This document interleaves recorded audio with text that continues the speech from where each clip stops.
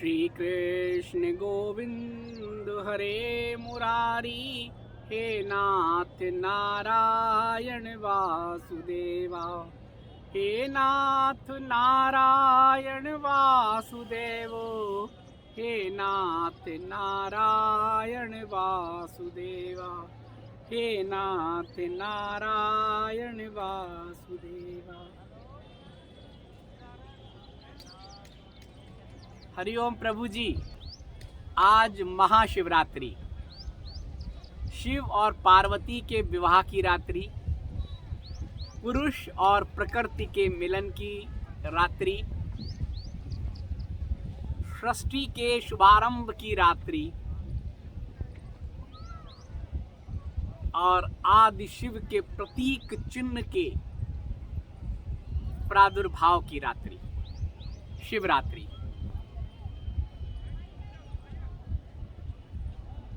देश भर में ये पर्व मनाया जा रहा है। जितने भी शिवालय हैं, हजारों, सुबह से ही वहाँ दर्शन के लिए लाइनें लगी होंगी, अभिषेक चल रहे होंगे,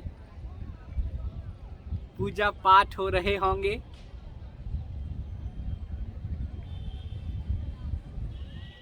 हमारे देश में आस्था और विश्वास का जन सैलाब उमड़ रहा होगा।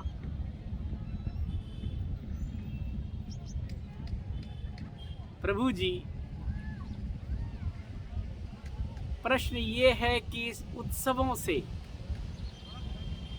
ऐसे शुभ महोत्सवों से हम क्या सीखते हैं, क्या हमें सूत्र मिलते हैं और कैसे हम उन्हें अपने जीवन में अपनाते हैं।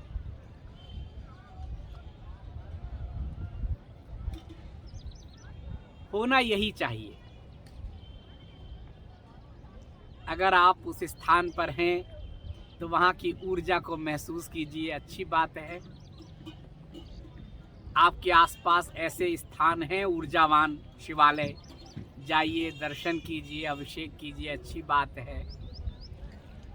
नहीं तो अपने घर में ही उत्सव मना लीजिए और ये देखिए कि इस उत्सव के पीछे सूत्र क्या है, क्या कहानियाँ हैं, क्या कथा है, क्या उसका महत्व है और उसे हम अपने जीवन में कैसे अपनाएं।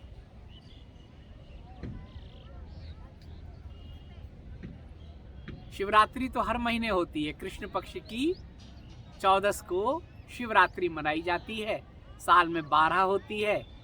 आज विशेष है तो ये महाशिवरात्रि कहते हैं।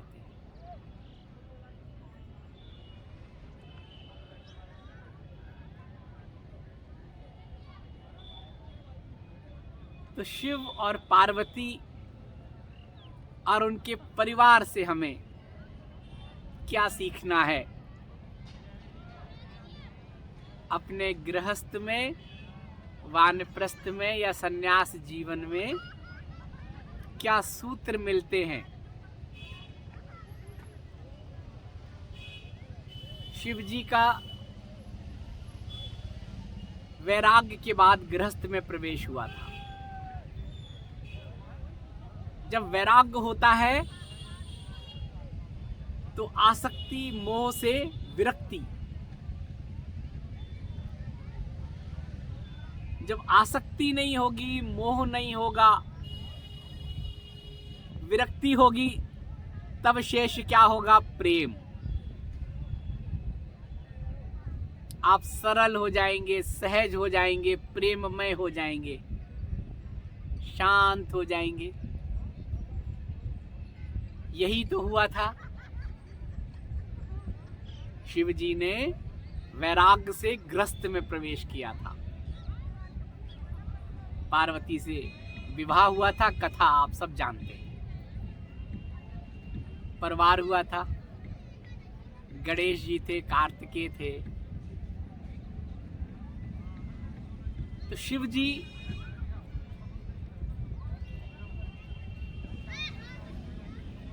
समय समय पर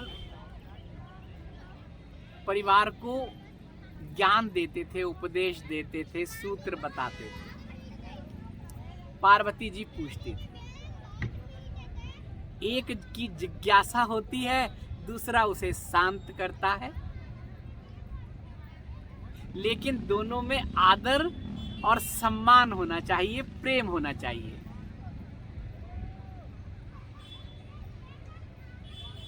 गृहस्थ में पति और पत्नी दोनों को बराबर का स्थान होना चाहिए, चाहे यहां से जिज्ञासा हो या यहां से जिज्ञासा हो, लेकिन बराबर का होना चाहिए। पार्वती ने कहा, आप श्री राम की बहुत बात करते हैं, अवतार होने वाला है, आने वाला, उनकी कथा तो सुनाइए। तो शिव जी ने कहा, आइए पहले बैठिए, विराजिए, और उनको अपने वाम अंग में आसन दिया, उन्हें बैठाया, फिर उनको ज्ञान दिया। तो ये जो बराबर का भाव है, आदर का भाव है, ये हमें अपने जीवन में चाहिए। प्रभु जी के बारे में बताया कि जगत मायावी है और हमें सत्य का अनुसरण करना चाहिए। तब पार्वती जी ने पूछा, सत्य क्या है? तब शिव जी बोले, उमा कहूँ मैं अनुभव अपना, सत हरि भजन जगत सब सपना।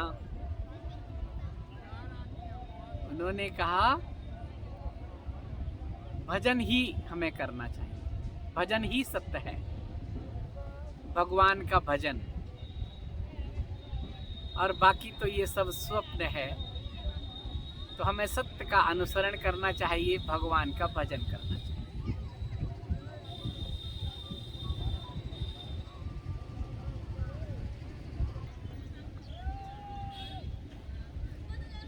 और भजन के लिए आपको कुछ अलग से उपक्रम नहीं करना है।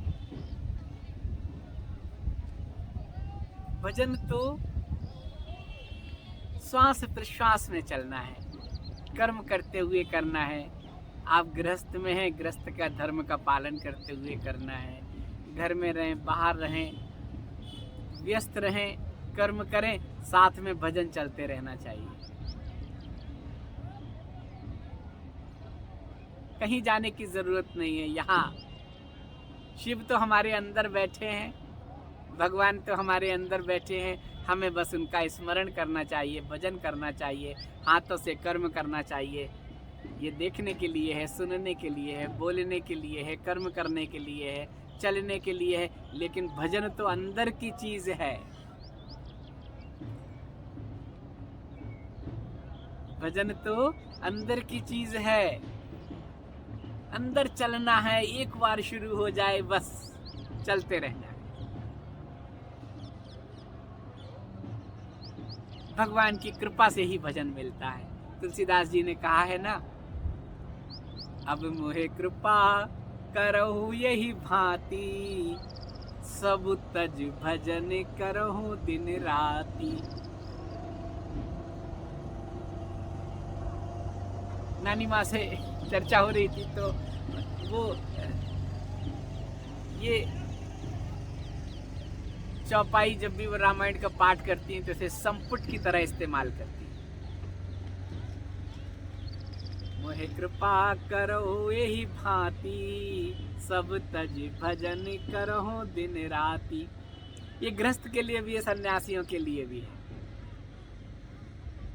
सन्यासियों के लिए है, ये संसार सारे सबको त्याग के केवल और केवल भजन करना है। दिन रात भजन करना है, 24 घंटे भजन करना है। और गृहस्थ में त्याग का भाव, आसक्ति नहीं, मोह नहीं, निर्लिप्त भाव से रहना है, भजन करना है। आसक्ति का त्याग, मोह का त्याग, बस अपने लक्ष्य पर केंद्रित होना है, भजन करना है, बाकी सबका त्याग करना। ऐसा है प्रभु जी। बहुत से ऐसे शिव और पार्वती के गृहस्थ जीवन में ऐसे बहुत सारे सूत्र हैं। और दोनों ने एक दूसरे को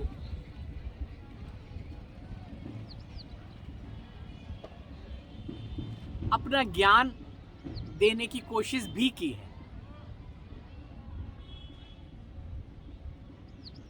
एक कथा यह भी है कि जब गणेश और कार्तिकेय जी के विवाह की बात आई तो उन्होंने कहा पहले किसका विवाह करना है, तो उन्होंने कहा जो ज्यादा कौशल है, जो ज्यादा बुद्धिमान है, उसका विवाह पहले करना है।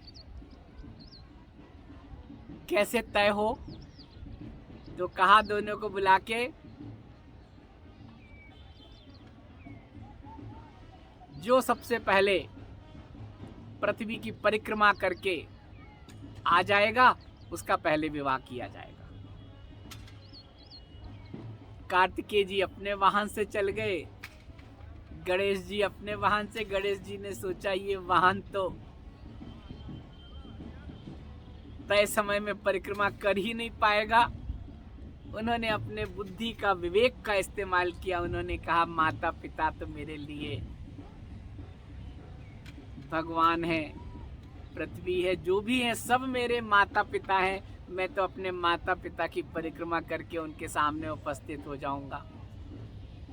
ऐसा ही उन्होंने किया, अपने माता पिता की परिक्रमा की और आ गए कि मेरे लिए तो ये पृथ्वी आप ही है, सृष्टि आप ही है, सब आप ही है। मैंने आपकी परिक्रमा कर ली, अब मैं आपके समक्ष आ गया। उन्होंने कहा ठीक है। कार्तिकेय जी जब परिक्रमा करके आए, उन्हें लगा कि मेरे साथ तो न्याय नहीं हुआ। उन्होंने फिर तय कर लिया कि मैं तो विवाह ही नहीं करूंगा आजीवन। तब पार्वती जी ने कहा कि हमने ये ठीक नहीं किया, ये टेस्ट लेके।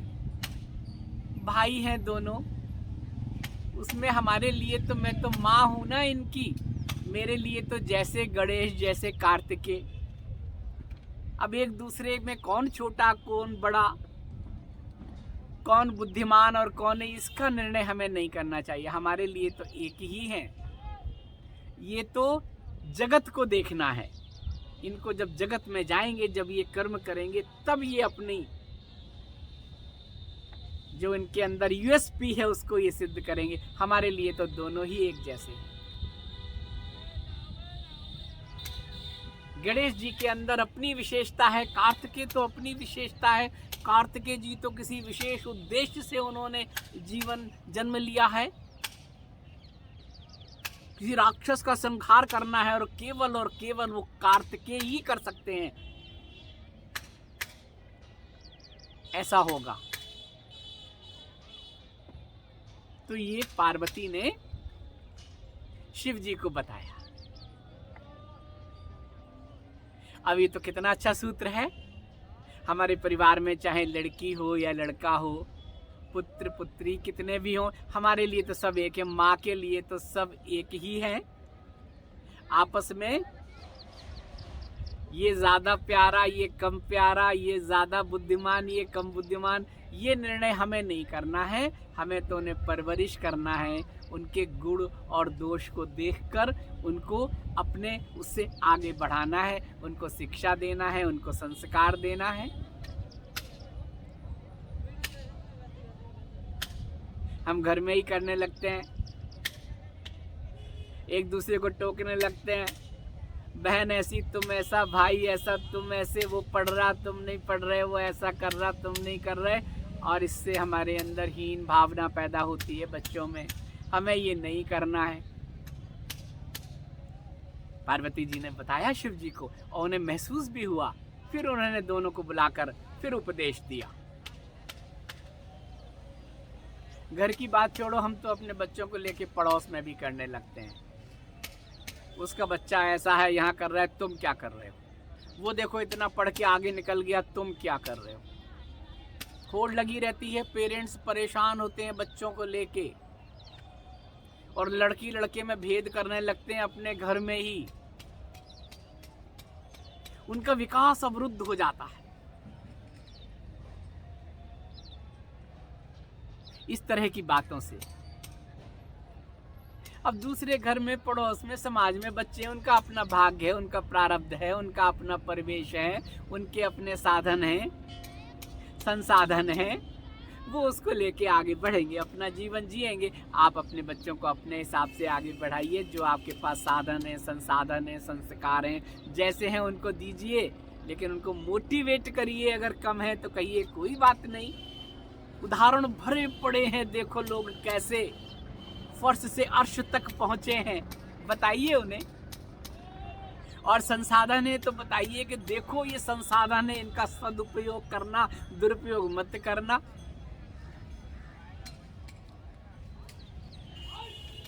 ऐसा है प्रभु जी।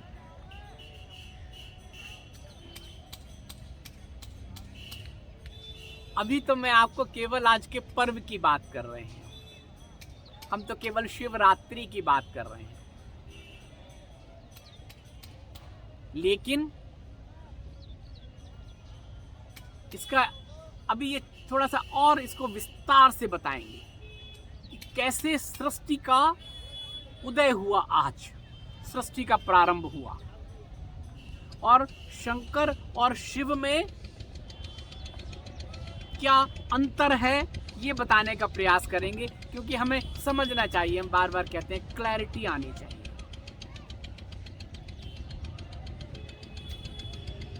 शिव को आदि गुरु कहा गया, ऑलमाइटी, पावर हाउस, इस सृष्टि के रचयिता शिव। और उसके बाद इसके संचालन के लिए उन्होंने फिर 3 देवों को लाए स्वयं से। एक से अनेक होने की प्रक्रिया से तो ये सृष्टि का उदय हुआ। इसको बताने के लिए पूरा एक संवाद चाहिए, अगले संवाद में आपको बताएंगे। फिर ब्रह्मा जी आए, विष्णु जी आए और शंकर जी आए। कैसे फिर इनका देवों का प्रादुर्भाव हुआ और उनको कैसे कैसे जिम्मेदारी दी गई।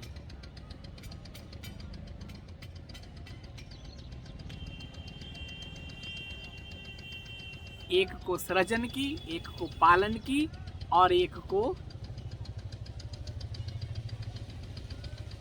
पुनः विलीन करने के लिए। जिससे निकले हैं, एक ने निकाला, एक ने उसका पालन किया, और फिर एक ने उसमें ही विलीन कर दिया।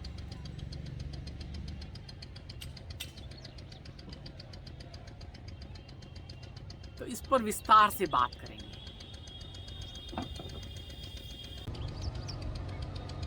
पार्वती जी को शिव से देखा तो प्रेम हो गया, और वो प्रेम उनके हृदय में उपजा। अंदर का जो प्रेम है ना, जो अंदर से उपजता है, वो स्थायी होता है। बाहरी उसको जो देखकर होता है वो सतही होता है। अब प्रेम हो गया, इच्छा हुई विवाह की, पता किया, उन्होंने कहा ये तो वैरागी है, विरक्त है। अब 2 रास्ते थे, अपने रूप से, सौंदर्य से, वाणी विलास से उनको रिझाया जाए, मनाया जाए। लेकिन अंदर का प्रेम था, तो उन्होंने कहा नहीं, इस सब से नहीं करना है, स्थायी भाव चाहिए प्रेम का। डोरे डालने से बात नहीं बनेगी, अपने रूप सौंदर्य को दिखाने से बात नहीं बनेगी, और अपनाने से बात नहीं बनेगी। पूछा क्या करेंगे? उन्होंने कहा तप करते हैं। अंदर भाव आया, अंदर संकल्प आया, उस संकल्प की पूर्ति के लिए बैठ गई ध्यान में, तप ऑलमाइटी से। अगर मेरे अंदर जो प्रेम उपजा है मेरे हृदय में, अगर वो सत्य है तो उनके हृदय में भी प्रेम उपजना चाहिए, अंदर से आना चाहिए। वो तो ध्यान मग्न बैठे हैं, मैं भी ध्यान मग्न होकर बैठ जाती हूँ।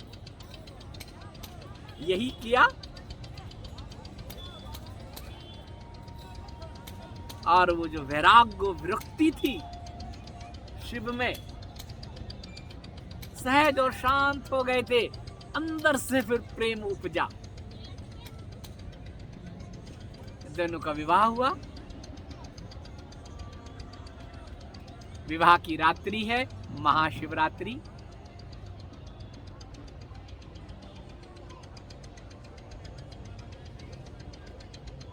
ऐसा है प्रभु जी। अब हम आगे बात करेंगे कि शिव क्या है, आदि शिव क्या है, वो शिव तत्व क्या है, कैसे इस सृष्टि का प्रारंभ हुआ, उसको समझने की जरूरत है। फिर एक से अनेक हो जाऊं, कैसे फिर व्यवस्था बनी, ये क्या है सृष्टि, जीवन, प्रलय, फिर सृष्टि क्या है, कहाँ अंत होता है, क्या है ये शिवलिंग, प्रकृति और पुरुष का प्रतीक चिन्ह, इस सृष्टि का प्रतीक चिन्ह, इस ब्रह्मांड का आदि स्वरूप, इस सब पर चर्चा करेंगे। आज तो केवल हम आपसे इसलिए संवाद कर रहे हैं थोड़ी सी देर के लिए कि महापर्व है, महाशिवरात्रि है, श्री बाबा जी का शुभाशीष आप तक पहुँचे, हमारी हार्दिक मंगल शुभकामनाएं आप तक पहुँचे।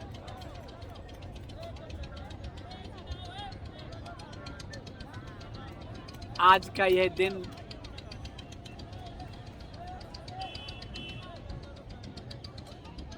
कुछ सूत्रों को अपने जीवन में उतारें। ग्रस्त में ही तो प्रवेश हुआ था आज के दिन। हम एक दूसरे का सम्मान करें, प्रेम करें, आदर का भाव पैदा करें, बराबरी का दर्जा दें। जैसे शिव ने पार्वती जी को कहा था, पार्वती जी तो उस भाव में थी, शिव ने कहा नहीं, जब हम ज्ञान की बातें कर रहे हैं तो आओ हमारे बराबर बैठो, और उन्होंने बाम अंग में उनको आसन दिया।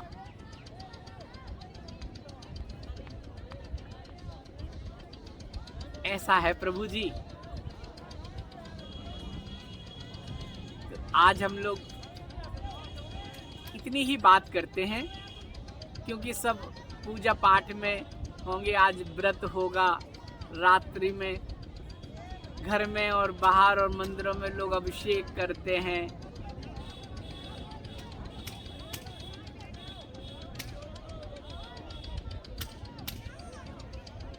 सायंकाल से लेकर और सुबह ब्रह्म मुहूर्त की समाप्ति तक अभिषेक होते हैं। क्या है ये तो सब हमारी व्यवस्थाएं हैं बाद में कि हम बेल पत्र से पूजन करते हैं। उनको धतूरा क्यों प्रिय है इसलिए धतूरे को चढ़ाते हैं, तुलसी को क्यों नहीं चढ़ाते हैं। ये सब तो कथा कहानियां हैं, लेकिन इनका कुछ विशेष महत्व है।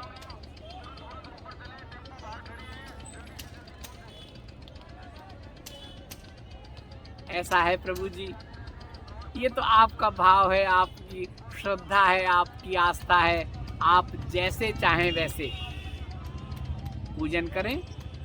सब कुछ तो भाव का है, शिव तो यहाँ बैठा हुआ है अंदर। तो प्रभु जी आज उत्सव मनाइए महाशिवरात्रि का। आज कुछ विशेष कार्य भी थे, इसलिए ज्यादा आपसे संवाद नहीं हो रहा है, लेकिन हमें शिव को समझना है, शिव तत्व को समझना है। महाशिवरात्रि को समझना है और शिव आदि गुरु क्यों है इसको समझना है। इसके लिए हम लोग आगे चर्चा करेंगे और अंतिम सत्य तो वही है प्रभु जी, सब हमारे अंदर है। ये बाहर जो भी है जगत है, जगत को जानने के लिए स्वरूप हैं देवी देवताओं के, भगवान के। ये सब स्वरूप हमने अपने इससे सृजित कर लिए हैं।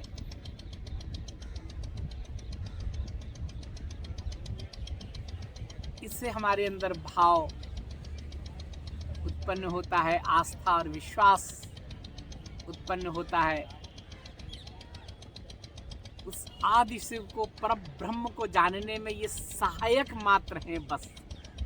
चाहे देवालय हैं, प्रतीक चिन्ह हैं, मंदिर हैं, विग्रह हैं, ये सब उसको जानने में सहायक हैं। घर से बाहर निकलते हैं हम सुबह, अपने अपने कर्म से जाते हैं और चीजें जाते हैं, घूमने जाते हैं, दर्शन करने जाते हैं, भ्रमण पर जाते हैं, सबको जानने की, समझने की कोशिश करते हैं, आनंद लेते हैं, वापस फिर शाम को अपने घर आ जाते हैं। शांति तो अपने घर में ही मिलती है। हम कहते हैं ना, बहुत अच्छा लगा, बहुत आनंद आया, यहाँ गए वहाँ गए, इसको देखा उसको देखा, अब चलो घर चलते हैं, बहुत हो गया, अब घर चलेंगे।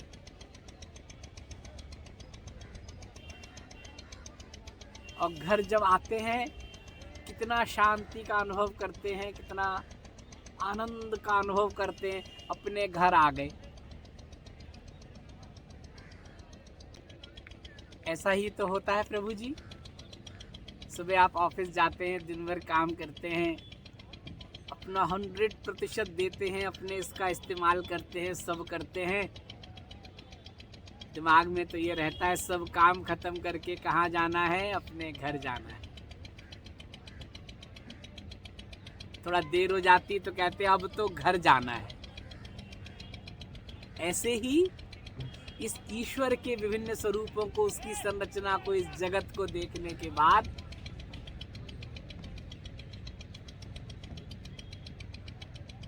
जब पर्दा हट जाता है, ट्रांसपेरेंट हो जाता है, तो अपना ही घर दिखने लगता है। अरे ये तो अंदर ही है।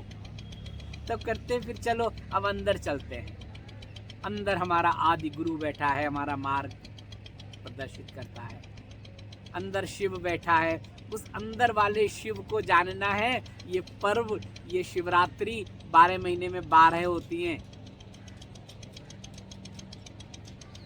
सबका आनंद लीजिए, जगत का आनंद लीजिए, पर्व का आनंद लीजिए, उत्सव का आनंद लीजिए, मंदिर का आनंद लीजिए, विग्रह का आनंद लीजिए, लेकिन बस आनंद ही लीजिए। बोध तो यहीं से होना है, अनुभूति तो यहीं से होनी है। आत्मचिंतन करना है, आत्मनिरीक्षण करना है, उसको पहचानना है। और किसी भी कथा से, किसी भी के बारे में जानकारी लेके सूत्र कोई पकड़ लीजिए और अपने अंदर आ जाइए। यही तो करना है। मूल को पहचानना है किसी भी चीज के, और जब हम मूल को पहचान लेते हैं, क्लैरिटी आ जाती है, तो मूल में ही तो विलीन होना है। आनंद भी लेते हैं और उसमें विलीन भी होना। ऐसा करना है प्रभु जी। तो अभी जब चर्चा चली गई है महाशिवरात्रि की, तो हम आपको बताएंगे ये शिव क्या है, तत्व क्या है, सृष्टि का कैसे उदय हुआ, कैसे ये देवों की, ब्रह्मा जी, विष्णु जी, शंकर जी, महेश जी कहते हैं ना, ब्रह्मा विष्णु महेश को कैसे उनका आया, क्यों आया, क्या उनका उद्देश्य है। सृष्टि से प्रलय तक की बातें केवल और केवल शिव से। और हमारे भजन करना है, हमारे अंदर हमें श्वास प्रश्वास में, और भजन से भगवान को प्राप्त करना है। भजन से भाव पैदा होगा, भाव से भगवान मिलेंगे, भगवान की अनुभूति करना है, हमारे अंदर बैठा है। तो आज इतना ही। और अंत में वो मेरा जो जीवन गीत आप लोगों ने सुना होगा, कल भी उसकी चर्चा की थी, उस जीवन गीत की जो अंतिम पंक्तियां हैं वो दोबारा सुना देते हैं।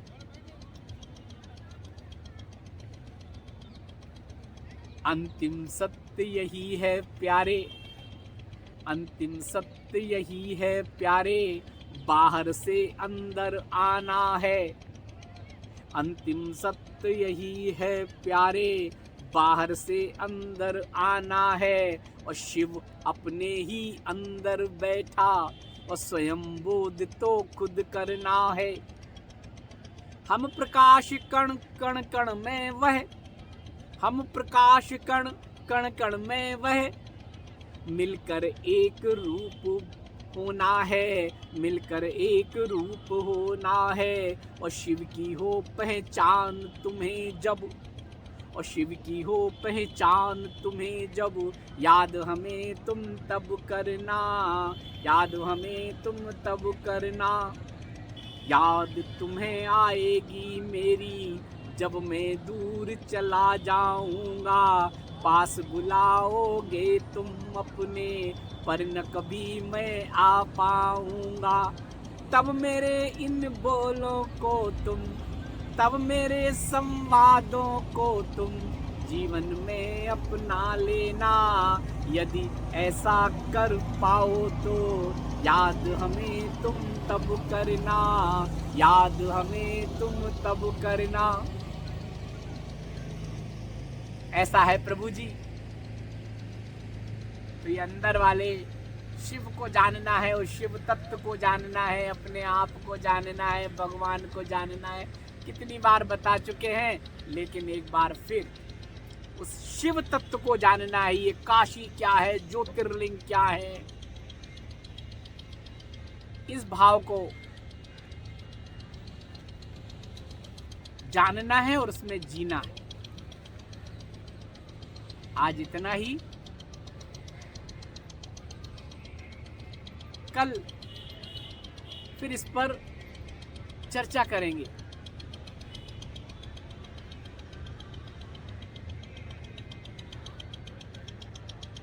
एक बार फिर आप सभी को श्री बाबा जी का शुभाशीष, और इस महाशिवरात्रि के पावन पर्व पर हमारी हार्दिक मंगल शुभकामनाएं। हरि ओम।